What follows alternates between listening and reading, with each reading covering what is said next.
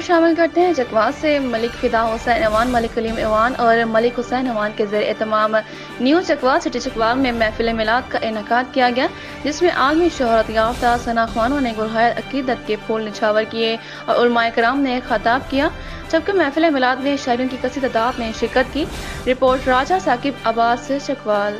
New Chakwal city Chakwal میں ملک فدا حسین ایوان و افسران ملک کلیم ایوان اور ملک حسین ایوان کے زیر اہتمام محفل میلاد مصطفیٰ صلی اللہ علیہ وآلہ وسلم کا انعقاد کیا گیا، جس میں ملک کے نامور ثنا خوانوں، جن میں عالمی شہرت یافتہ ثنا خوان اظہر فریدی و برادران، عالمی شہرت یافتہ ثنا خوان سید مسعود شاہ بخاری و دیگر ثنا خوانوں نے سرور کونین کے حضور گلہائے عقیدت کے پھول نچھاور کیے۔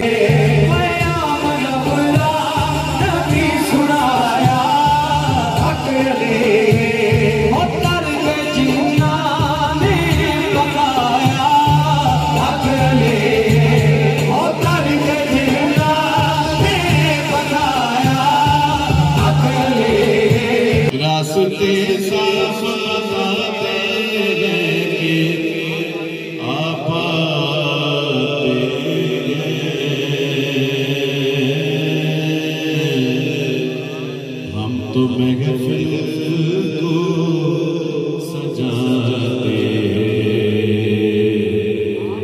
کہ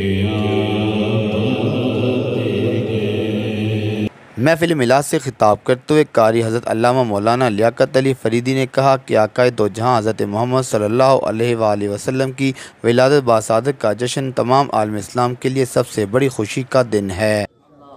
کوئی ریاکاری نہیں، کوئی تہاڈی میری ذاتی اختراع نہیں، کوئی کسی نال کوئی چھیڑ خانی نہیں، کوئی فرقہ وریت پھیلان کا مقصد نہیں، کوئی بدامنی کرن کا مقصد نہیں۔